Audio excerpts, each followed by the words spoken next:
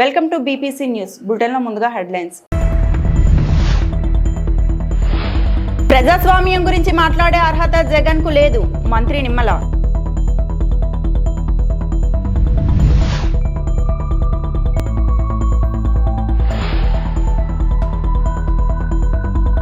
BJP రాష్ట్ర అధ్యక్ష ఎన్నికకు నోటిఫికేషన్.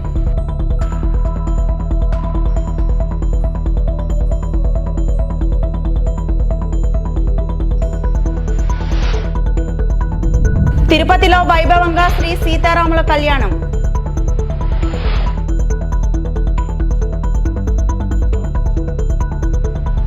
ప్రజాస్వామ్యం గురించి మాట్లాడే అర్హత జగన్ కు లేదని మంత్రి నిమ్మల రామానాయుడు అన్నారు.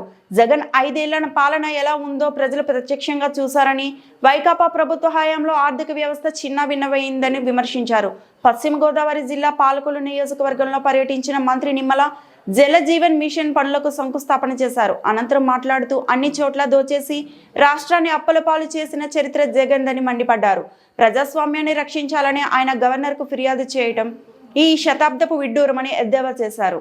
ఆ ముఖ్యమంత్రికి ఈ ముఖ్యమంత్రికి ఉన్నటువంటి తేడా ఏంటనేది, ఆ విధ్వంసానికి ఈ నిర్మాణానికి ఉన్నటువంటి తేడా ఏంటనేది అదే ఒక ఉదాహరణ మీ అందరికి కూడా. మరి ఆ రోజు సరిగ్గా ఆనందంగా సంతోషంగా మరి నవ్వుకోవడానికి కూడా స్వేచ్ఛ ఉండేది కాదు. కొన్ని బాధ వస్తే కన్నీళ్లు పెట్టుకోవడానికి కూడా స్వేచ్ఛ ఉండేది కాదు ఆ రోజు 5 సంవత్సరాల్లో. మరి ఈ రోజు ఈ 10 నెలల 12 నెలల్లో చూస్తూ ఉన్నారు, ఎంతో స్వేచ్ఛాయుతమైన పాలన, ప్రజాస్వామ్యబద్ధంగా ఈ రోజు పాలన సాగుతున్నటువంటి పరిస్థితి. అందులో భాగంగానే ఈ రోజు పెద్ద ఎత్తున మరి సంక్షేమ కార్యక్రమాలు, పెద్ద ఎత్తున అభివృద్ధి కార్యక్రమాలు ఈ రాష్ట్రంలో జరుగుతూ ఉన్నాయి. మీరు కూడా చూస్తూ ఉన్నారు. అధికారులకు వచ్చిన వెంటనే పింఛన్లు మీ అందరికీ తెలుసు. ఈవేళ 3,000 రూపాయల వృద్ధులు వితంతువుల పింఛను 4,000 రూపాయలకి పెంచిస్తూ ఉన్నాం. 200 రూపాయల పింఛన్ని 2,000 రూపాయలు చేసింది ఎవరు? చంద్రబాబు నాయుడు గారు. 200 రూపాయల పింఛన్ని 2,000 రూపాయలు చేసింది చంద్రబాబు నాయుడు గారు. మరి తర్వాత 2,000 రూపాయల పింఛన్ని 3,000 రూపాయలు చేస్తానని చెప్పినటువంటి గత ముఖ్యమంత్రి ఆ 1,000 రూపాయలు పెంచడానికి ఎంతకాలం పట్టిందమ్మా? 1,000 రూపాయలు పెంచడానికి ఎంతకాలం పట్టింది? 5 సంవత్సరాలు పట్టింది. 5 సంవత్సరాలు 1,000 రూపాయలు పెంచడానికి 5 సంవత్సరాలు పట్టింది. 250 లెక్కన 5 సంవత్సరాలు పట్టింది. మధ్యలో ఓ సంవత్సరం 2,000 కూడా పెంచలేదు. మళ్ళీ మనం వచ్చాం అధికారంలో, మనకి ఎంత సమయం పట్టింది? మొదటి నెల మొదటి తేదీన, అది కూడా ఎక్కడిస్తూ ఉన్నాం? మీ గడప దగ్గర ఇస్తూ ఉన్నాం, మీ ఇంటి దగ్గర ఇస్తూ ఉన్నాం. ఆ పింఛను కూడా సాక్షాత్తు రాష్ట్ర ముఖ్యమంత్రి చంద్రబాబు నాయుడు గారు సైతం ఆ పేదవాడి ఇంటికి వెళ్లి ఆ 4,000 రూపాయలు 6,000 రూపాయలు ఆ పింఛన్ ఇంటి దగ్గర అందజేస్తూ ఉన్నారు. ఎందుకంటే ఈ మాట చెప్తున్నాను అంటే, ఆ రోజు ఎన్నికల ముందు వైసీపీ నాయకులు మీ ఊళ్ళల్లో కూడా చెప్పారు. బీజేపీ రాష్ట్ర అధ్యక్ష ఎన్నికకు నోటిఫికేషన్ విడుదలైంది. 3 రోజుల్లో ఎన్నికల ప్రక్రియ పూర్తి చేయాలని బీజేపీ అధిష్టానం నిర్ణయించింది. జూలై 1వ తేదీన నూతన అధ్యక్ష ఎన్నిక ప్రక్రియ పూర్తవుతుందని పార్టీ రాష్ట్ర ఎన్నికల అధికారి, రాజ్యసభ సభ్యుడు పాకా సత్యనారాయణ తెలిపారు. అంతర్గత ప్రజాస్వామ్యం పాటిస్తూ బీజేపీ ప్రతి 3 సంవత్సరాలకు ఒకసారి పార్టీ రాష్ట్ర అధ్యక్ష ఎన్నికకు నోటిఫికేషన్ విడుదల చేస్తున్నట్టు సత్యనారాయణ తెలిపారు. 30న నామినేషన్ స్వీకరణ, అదే రోజు సాయంత్రం లోపు ఉపసంహరణ, 1వ తేదీన అధ్యక్ష ఎన్నిక జరుగుతుందని తెలిపారు. ఆంధ్రప్రదేశ్ రాష్ట్రానికి సంబంధించి ఈ యొక్క ఎన్నికల నోటిఫికేషన్ ఈరోజు భారతీయ జనతా పార్టీ పక్షాన్ని విడుదల చేయడం జరుగుతూ ఉంది. ఈ నెల 29వ తేదీన నోటిఫికేషన్ విడుదల చేయటం, ఈ నోటిఫికేషన్లో ఈ రాష్ట్రంలో వండుకున్నటువంటి రాష్ట్రాధ్యక్షుని ఎంపిక చేసుకునేటటువంటి ఓటర్ల జాబితాని ఇక్కడ బహిర్గతపరచడం, మీడియా ద్వారా దాన్ని తెలియపరిచేటటువంటి ప్రక్రియ 29. 30వ తేదీన ఉదయం 11 గంటల నుంచి 1 గంట వరకు నామినేషన్ల యొక్క స్వీకరణ, ఆ స్వీకరించినటువంటి నామినేషన్ల యొక్క స్క్రూట్ని 1 నుంచి 2 గంటల వరకు 1 గంట పాటు దాని యొక్క నామినేషన్ల దాన్ని స్క్రూట్నీ చేసేటటువంటి ప్రక్రియ. ఆ తదనంతరం సాయంత్రం 4 గంటలలోపు ఉపసంహరణ. ఈ ఉపసంహరణ తర్వాత 1వ తేదీనే ఈ యొక్క రాష్ట్ర అధ్యక్షుడికి సంబంధించినటువంటి పేర్లు ఖరారు చేసేటటువంటి ప్రక్రియ, బాధ్యతలు అప్పగించేటటువంటి విషయం. ఈ షెడ్యూల్ అన్నీ కూడా తెలియజేసే నిమిత్తం ప్రసార మాధ్యమాల ద్వారా జాతీయ పార్టీ ఇచ్చినటువంటి ఆదేశాల మేరకు ఈరోజు ఈ యొక్క పత్రికా సమావేశాన్ని ఏర్పాటు చేసి ఈ షెడ్యూల్ విడుదల చేసామని చెప్పి సందర్భంగా మీకు తెలియజేస్తా ఉన్నాం. స్థూలంగా దీనికి సంబంధించినటువంటి విషయం ఇది. దీనికి సంబంధించి ప్రత్యేకంగా జాతీయ పార్టీ నుంచి పిసి మోహన్, వారు కర్ణాటక రాష్ట్రానికి చెందినటువంటి ఎంపీ, వారు అబ్జర్వర్గా ఈ యొక్క ప్రక్రియని వారి నేతృత్వంలో అంతా కూడా సమగ్రం జరుగుతూ దాని తదనంతరం నేషనల్ కౌన్సిల్స్ మెంబర్స్ యొక్క జాబితాను కూడా తయారు చేసి జాతీయ అధ్యక్షుడు ఎంపిక చేసేటువంటి ప్రక్రియ వారి ద్వారా కొనసాగేటటువంటి అవకాశం ఉందని చెప్పి తెలియజేస్తా ఉన్నాం. దీనికోసం ఈ యొక్క విలేకరుల సమావేశం ఏర్పాటు చేసి మీ ద్వారా ఈ విషయాన్ని కూడా సమాజం తెలియజేసేటటువంటి విషయం అని చెప్పి తెలియజేస్తా ఉన్నాం. తిరుపతిలో శ్రీ సీతారాముల కళ్యాణం వైభవంగా జరిగింది. తిరుపతి శ్రీ కోదండరామస్వామి వారి ఆలయంలో శ్రీరాముడి జన్మ నక్షత్రం అయిన పునర్వసు నక్షత్రాన్ని పురస్కరించుకొని శ్రీ సీతారాముల కళ్యాణం వైభవంగా జరిగింది. ఈ కళ్యాణం తిలకించేందుకు భక్తులు పెద్ద ఎత్తున ఆలయానికి చేరుకున్నారు.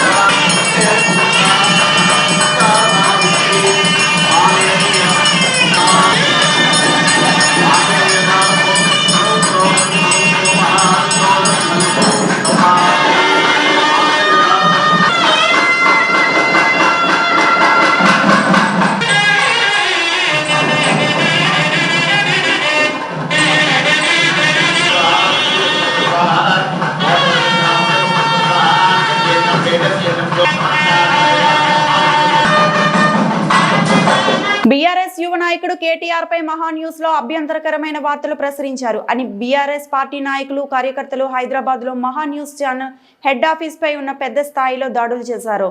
ఫోర్త్ ఎస్టేట్ అయిన మీడియాపై దాడి చేయడం సిగ్గుచేటు, బాధాకరమని ప్రజాస్వామికవాదులు ఆవేదన వ్యక్తం చేస్తున్నారు.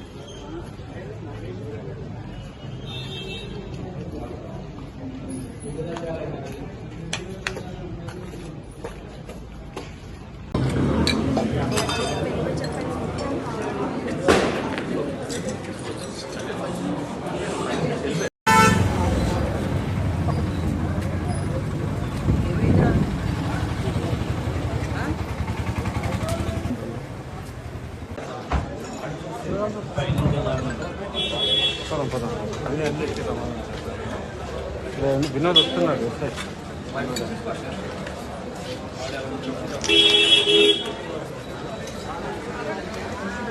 చేసేవన్నీ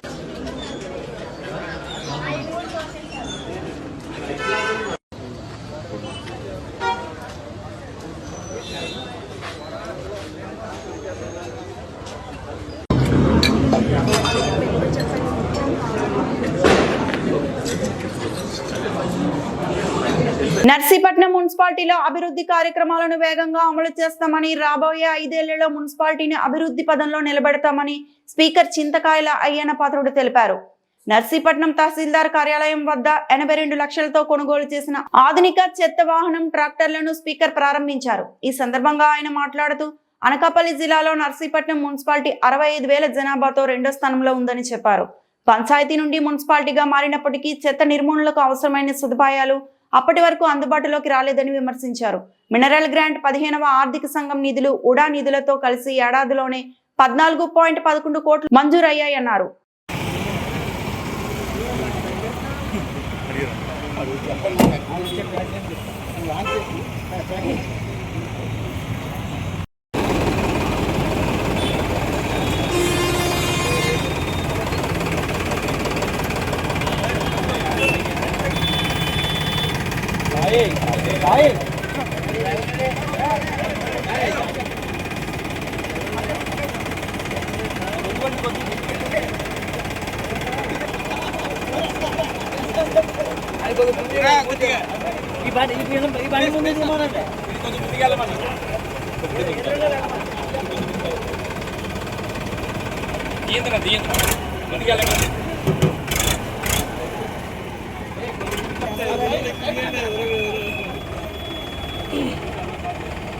పూర్తి ఇస్తుంది మీకు ఇంట్లో కూడా వస్తుంది, నెట్లో వస్తుంది. నెట్ కూడా తెలిసిపోతుంది మీకు.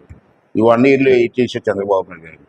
ఎన్ని హామీలు ఇచ్చాడు, అసలు ఏం హామీ ఇవ్వడం లేవు. గట్టిగా మాట్లాడుతున్నారు.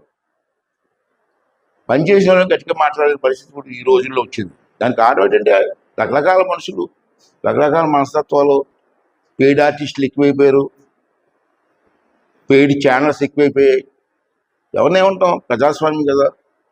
అయినా సరే మా పని మేము చేసుకోవాలని చెప్పి నేను తీసుకున్నాను. ఇవాళ మున్సిపాలిటీ తీసుకోండి, 5 సంవత్సరాలు వాళ్ళు చేసింది, ఈ 1 ఇయర్లో మేము చేసింది కంపేర్ చేయండి, తప్పులేదు. అలా 5 ఇయర్స్ మాకు టైం ఉంది. అది యాక్చువల్గా మున్సిపాలిటీ మనం గెలిచాం 5 ఇయర్స్. మొన్నటి వరకు వాళ్ళే పరిపాలించారు. ఈ 1 ఇయర్లో నేను గెలిచిన తర్వాత ఈ 1 ఇయర్లో ఏం చేసేవన్నది కూడా మీకు తెలియాలా, పబ్లిక్ కూడా తెలియాలా. అందుకే ఒకసారి మీకు రిమైండ్ చేద్దాం అనుకుంటాను. నేను ఎమ్మెల్యే అయినప్పటికీ వీధి లైట్లు 60-70% ఎలగలేదండి. అది మీకు తెలుసు. నేను కమిషనర్ గారు మేము కూర్చొని వార్డుల్లో సుమారు 700 కొత్త లైట్లు వేయించాను. 700. అది కాకుండా సుమారు 1050 బల్బులు ఎలగకపోతే, లైట్లు ఎలగకపోతే అవన్నీ రిపేర్ చేయించి 1050 లైట్లు వేసాం. అంటే 700 కాకుండా. అలాగే కంపోస్ట్ యార్డ్లో ఉత్తరవాది దగ్గర పేరుకుపోయిన చెత్తను వైజాగ్ జిందాల్ విద్యుత్ ప్లాంట్కు పంపించిన సంగతి మీ అందరికీ తెలుసు. దాన్ని ప్రత్యేకంగా టిప్పర్ పెట్టి టిప్పర్లో పంపించి ఏర్పాటు చేసాం. ఇప్పటికీ 32 ట్రిప్పుల్లో సుమారు 400 టన్నులు చెత్తను పంపించాను విశాఖపట్నం, నర్సీపట్నం మున్సిపాలిటీ నుంచి. ఇవన్నీ 400 టన్నుల చెత్తని జిందాల్ కంపెనీ పంపించాం ఇక్కడి నుంచి. అంటే ఎంత చెత్త పేరు, టన్నులు, కేజీలు కాదు. మరి కేజీలు రాస్తారు కొంతమంది మీరు. 400 టన్నులు పంపించాను. ఇది ఎవరు చేస్తుంది? పబ్లిక్ తెలియదు. ఇది తూర్పుగోదావరి జిల్లా రాజమండ్రి రూరల్ వైఎస్ఆర్సీపీ విస్తృత స్థాయి సమావేశంలో బొత్స సత్యనారాయణ కామెంట్స్. ఎన్నికల్లో ఇచ్చిన ప్రకారం ప్రజలకు ఇచ్చిన హామీలను నిలబెట్టుకోవాల్సిన బాధ్యత అధికార పక్షానిదే. ప్రభుత్వం సక్రమంగా వ్యవహరించకపోతే ప్రజల పక్షాన బాధ్యత తీసుకొని పోరాడాల్సిన బాధ్యత ప్రతిపక్షానిది. వైఎస్ జగన్ ఇదే బాధ్యతను తీసుకున్నారు. ప్రభుత్వం అరచేతిలో ఏదైనా స్వర్గం చూపించి ప్రజలను మోసం చేస్తుందో దాన్ని క్షేత్రస్థాయికి తీసుకుని వెళ్తాం. ప్రజాప్రతినిధులే చట్టాలను చేతిలోకి తీసుకుని ఇష్టం వచ్చినట్లు ప్రవర్తిస్తున్నారు. ప్రతిపక్షం మాట్లాడితే చాలు ఏదో రకంగా నోరు నొక్కే ప్రయత్నం చేస్తున్నారు. హామీలు సక్రమంగా నిలబెట్టుకోలేకపోతే ప్రజలే ఖచ్చితంగా విని నిలదీస్తారు. పవన్ కళ్యాణ్, చంద్రబాబు కలిసి ప్రజలకి ఇచ్చిన హామీలు నిలబెట్టుకుంటామని త్రికరణ శుద్ధితో ప్రమాణం చేస్తున్నామని హామీ పత్రం ఇచ్చారు. వీరిద్దరూ మోసగాళ్లు. ప్రజలకు మాట ఇచ్చి నిలబెట్టుకోలేకపోతున్నారు. సూపర్ 6 కూడా సక్రమంగా అమలు చేయకపోయినా ఇచ్చిన హామీలన్నీ నిలబెట్టుకున్నట్లు చంద్రబాబు మాట్లాడటం దారుణం. హామీలు ఎక్కడ నిలబెట్టుకున్నామని జనంలోకి వెళ్లి అడుగుతాం. బాబు షూరిటీ, మోసం గ్యారంటీ కార్యక్రమం 3 అంచనాల్లో జరుగుతోంది. 40% ప్రజలు వైఎస్ఆర్సీపీకి మద్దతు పలికారు. కూటమి తాటాకు చప్పుళ్లకు లొంగేదే లేదు. ఏదైనా ప్రజల్లోకే తేల్చుకుంటాం. పార్టీని ముందు నడిపించడానికి మన పెద్దలు, మన రాష్ట్ర అధ్యక్షులు జగన్మోహన్ రెడ్డి గారు నన్ను నియమించారు. తర్వాత ఎన్నో సందర్భాల్లో మీతో మేము కలిసాం. ఇవాళ కొత్త కాదు. గత 30 సంవత్సరాల రాజకీయాల నుంచి మీతో ఉన్న సన్నిహిత సంబంధాలతో ఇవాళ ముందుకెళ్తున్నాం. ఇవాళ ఈ సమావేశ సందర్భంగా మీకు ఒకే మాటని, అది నా మాటే కాదు, ఈ పార్టీ మాట, జగన్మోహన్ రెడ్డి గారి మాట, మన అధ్యక్షుల మాట, ఆయన ఇచ్చిన నిన్న కాక మొన్న మా రాష్ట్రంలో ఉన్న 178 నియోజకవర్గ ఇన్ఛార్జీలని, దాంతోపాటు పార్లమెంటు ఇన్ఛార్జీలని, వారితో పాటు అబ్జర్వర్స్ని, వారితో పాటు జిల్లా ప్రెసిడెంట్ని, మొత్తం యావత్ పార్టీ ఫంక్షన్స్ పెద్ద అందరినీ కూర్చుని ఒక కార్యాచరణ రూపొందించారు. దాన్ని ఆయన దిశ నిర్దేశించారు. దాన్ని క్షేత్రస్థాయిలో తీసుకెళ్లాలని పార్టీ నిర్ణయించింది. ఆ నిర్ణయాన్ని మీకు చెప్పి మీ ద్వారా పార్టీ తాలూకు ఆలోచన ఏది ఉందో, పార్టీ తాలూకు విధానం ఏది ఉందో, పార్టీ తాలూకు నిర్ణయాన్ని ఏది ఉందో దాన్ని చేయాలనే ఇవాళ ఈ సమావేశం పెట్టాం. ముఖ్యంగా మీ అందరికీ తెలియంది కాదు, ప్రజాస్వామ్యంలో రాజకీయ పక్షాలు 2, ఒకటి అధికార పక్షం, 2 ప్రతిపక్షం. అధికార పక్షం తాలూకు బాధ్యత ఏదైతే ఎన్నికల్లో మాట ఇచ్చామో ఆ మాట నెరవేర్చి ఆ మాట ప్రకారం ముందుకెళ్ళి ప్రజల తాలూకు మన్ననలు పొందుతూ మళ్ళీ అధికారాన్ని కొనసాగించుకోవడం ఆ పార్టీ తాలూకా అధికార పార్టీ తాలూకా లక్ష్యం. అది చేయాలి, ప్రజాస్వామ్యంలో చేయాలని కోరుతారు ప్రజాస్వామ్యంలో ప్రతి వ్యక్తికి కూడా. అలాగే ప్రతిపక్షం కూడా వారి తాలూకు బాధ్యత ఏదైతే ప్రభుత్వం వారి తాలూకు విధానాల వల్ల ప్రజలకు ఏదైనా ఇబ్బంది అయినా, ప్రజలకైనా కష్టం వచ్చినా, ప్రజలకైనా ఒడిదుడుకు వచ్చినా, లేదు ఇచ్చిన వాగ్దానం నెరవేర్చకపోతే ఆ ప్రతిపక్ష పార్టీ ప్రజల తాలూకు గొంతుకుని వారి గొంతుకై ప్రజల పక్షాన పోరాటం చేసి ఆ అధికారం ఉన్న ఆ పక్షం తాలూకా మెడలు వంచి ఆ కార్యక్రమాలు చేయవలసిన బాధ్యత ప్రతిపక్షాంతని చెప్పి మీ అందరికీ మనం చేస్తాం. అందుకే శ్రీకాకుళం జిల్లాలో శ్రీకుర్మం పంచాయతీ చీడిపేట గ్రామం గత 20 ఏళ్లుగా వారికి రోడ్డు సదుపాయం లేదు. ఎన్ని మార్లు అధికారుల దృష్టికి తీసుకువెళ్లినా మీ రోడ్డుకి గ్రాంట్ అలాట్ చేశాం కానీ కాంట్రాక్ట్ ఎవరూ రావటం లేదు అనేది అధికారుల మాట. నిజానికి అది పేపర్ వర్క్ కి పరిమితం అవుతున్న వైనం. 2 కుటుంబాల చేతిలో మాత్రమే రాజకీయం ఉంది. అందుకే శ్రీకాకుళం జిల్లా వెనుకబడిన జిల్లాగా పేరు తీసుకుని వచ్చారు. ఇది 2 రాజకీయ కుటుంబాలు. మా శ్రీకుర్మం పంచాయతీ శ్రీకాకుళం డిస్ట్రిక్ట్ గార్మండ్లో మా పిల్లలు ఇప్పుడు స్కూల్కి వెళ్ళి వస్తున్నారు. 2 కిలోమీటర్స్ నడుచుకొని వస్తుంటారండి ఊర్లోకి. రోడ్స్ లేదు. రోడ్ సెలక్షన్ అయ్యింది 1 కోటి రూపాయలకి, కానీ వేసే నాదుడు లేదు అని అంటుండ్రు. ఇలా రోజు ఇప్పుడు వేసవికాలం, ఇప్పుడు వర్షం లేదు కాబట్టి నడుచుకొని వచ్చేస్తాను. అదే వర్షం పెడితే మాత్రం చాలా ఇబ్బంది. ఇలాగైతే మేము ఎలా బతుకుతాం, మా పిల్లలు ఎలా బతుకుతారండి? దయచేసి ఆలోచించి మా రోడ్డుకి ఎవరో ఒకరు వేయండి. గవర్నమెంట్ ప్రభుత్వం నారా చంద్రబాబు నాయుడు, డిప్యూటీ పవన్ కళ్యాణ్ గారు దయచేసి స్పందించి మా ఊరికి రోడ్డు వేస్తారని కోరుకుంటున్నాం సార్. మాకు ఏం వద్దు సార్, ఒక రోడ్డు వేయండి సార్ చాలు. మా పిల్లల జీవితాలు మేము బాగు చేసుకుంటాం సార్. మా పిల్లలకు ఒక జీవితం ఇవ్వండి సార్, రోడ్డు వేసి ప్లీజ్ సార్. విద్యార్థులు సైబర్ నేరాలకు గురి కాకుండా ముందస్తు జాగ్రత్తలు తీసుకోవాల్సిన అవసరం ఎంతైనా ఉందని మదనపల్లి డీఎస్పీ మహేందర్ పేర్కొన్నారు. శుక్రవారం సాయంత్రం డీఎస్పీ కార్యాలయంలో ప్రైవేట్ కళాశాలల యాజమాన్యాలతో ప్రత్యేక సమీక్ష సమావేశం నిర్వహించారు. ఈ సందర్భంగా ఆయన మాట్లాడుతూ విద్యార్థులను సైబర్ మోసాల నుండి రక్షించేందుకు కాలేజీ యాజమాన్యాలు ప్రత్యేక చర్యలు తీసుకోవాలని సూచించారు. ప్రతి కళాశాలలోని సీసీ కెమెరాలు తప్పనిసరిగా ఏర్పాటు చేయాలని తెలిపారు. యువతను మత్తు పదార్థాల వినియోగం, ఈవ్ టీజింగ్ వంటి దుష్ప్రవర్తనల నుండి దూరంగా ఉంచేందుకు యాజమాన్యాలు, పోలీసులు కలిసి కట్టుదిట్టమైన చర్యలు చేపట్టాలని సూచించారు. సైబర్ భద్రతపై అవగాహన పెంపొందించేందుకు తరచూ విద్యార్థుల మధ్య అవగాహన కార్యక్రమాలు నిర్వహించాలని సూచించిన డీఎస్పీ. యువత భవిష్యత్తు రక్షించేందుకు అందరూ బాధ్యతగా వ్యవహరించాలని అన్నారు. దాని గురించి ఇప్పుడు సైబర్ క్రైమ్స్ గురించి ఎందుకు చెప్తున్నానంటే రీసెంట్ టైమ్స్లో నా దగ్గర కొంతమంది బాగా వెరిఫికేటెడ్ అండ్ మంచి పొజిషన్లో ఉన్నది కూడా వచ్చి సార్ ఇట్లా ఏమంటారు cyber crime cyber crimes movement చెప్తున్నారు, ఏలియన్స్ చెప్తున్నారు, నేను సైబర్ ప్రాబ్లం ఉన్నాను అంటున్నారు, ఎట్లా సార్ 50,000 కట్టమంటున్నారు, ఫోన్ కట్ చేస్తే మాత్రం ఇంటికి వచ్చేస్తామంటున్నారు, కంటిన్యూగా హరాస్ చేస్తున్నారు, నేను 50,000 ఆల్మోస్ట్ అరేంజ్ చేసుకున్నాను సార్, ఏం చేయమంటారు సార్ అని చెప్పి నా దగ్గరకు వచ్చాను. ఇమీడియట్గా ఆ టైంలో నేను ఏంటంటే అట్లా ఉన్నప్పుడు నేను ఫోన్ పెట్టకూడదు. సో ఫస్ట్ ఇమీడియట్గా బ్లాక్ చేసుకోవాలి.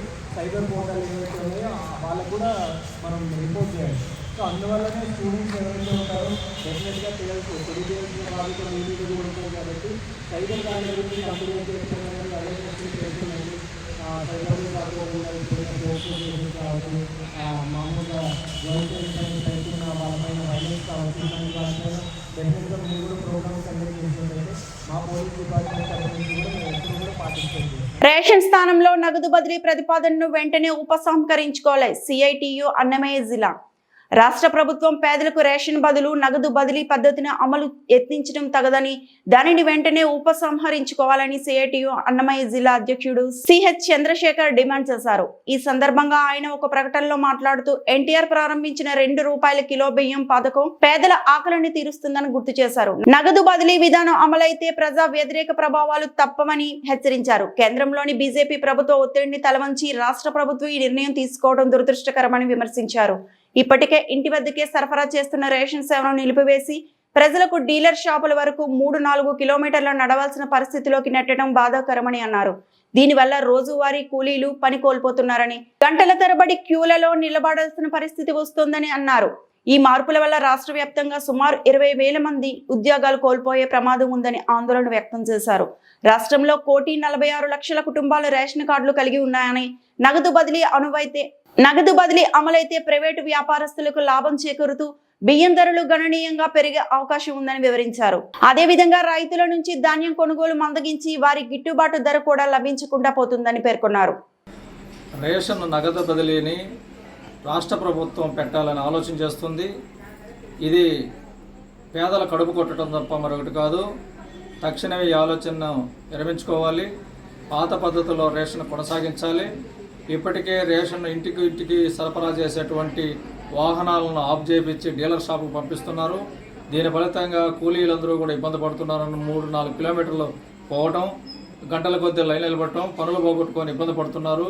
అదేవిధంగా ఈరోజు ఇస్తున్నటువంటి బియ్యము ఈరోజు ఎన్టీ రామారావు ప్రవేశపెట్టినటువంటి పథకాన్ని ఈరోజు నిర్వీర్యం చేసేదానికి ఈరోజు టీడీపీ కూటమి ప్రభుత్వం ప్రయత్నం చేస్తుంది. కేంద్రంలో బీజేపీ ప్రభుత్వం ఒత్తిడి మేరకే నగదు బదిలీ తీసుకొస్తున్నారు. దీనివల్ల పేదలకు అన్నం అందదు. నగదు బదిలీ అనే పేరు చెప్పి లాస్ట్కి ఆ నగదు కూడా మాయం చేసేస్తారు.